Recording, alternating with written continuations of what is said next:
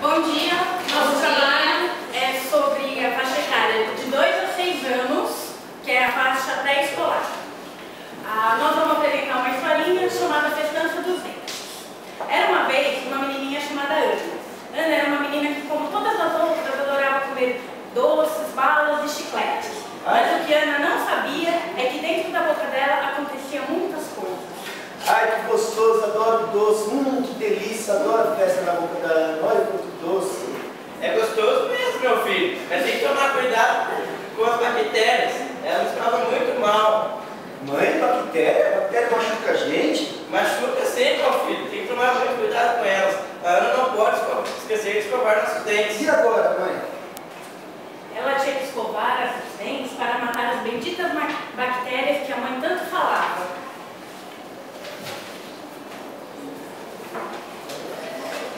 E agora?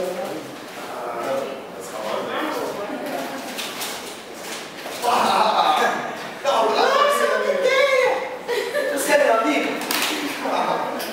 Você é meu amigo? Claro, né? Vamos comer um chocolate aqui embaixo.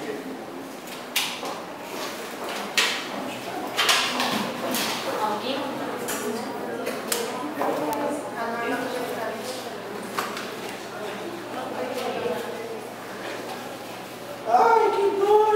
A bactéria me pegou, acho que eu tô machucado, mãe. E agora, mãe? Calma, meu filho. A Ana não vai escovar a gente. Dorme um cantinho.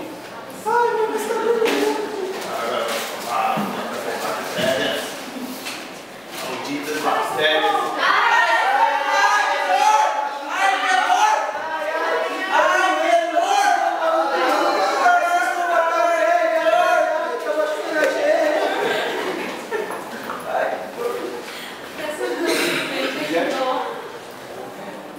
Mais tarde, quando Ana voltou da escola, reclamou para sua mãe que ainda estava com dor. Sua mãe resolveu levá-la ao dentista para uma consulta. Lá Ana aprendeu que deve trocar a sua escova de 3 em 3 meses, por isso que machucava a gengiva. E aprendeu também sempre fazer a escovação como bolinha, bolinha, trenzinho, trenzinho. Dentista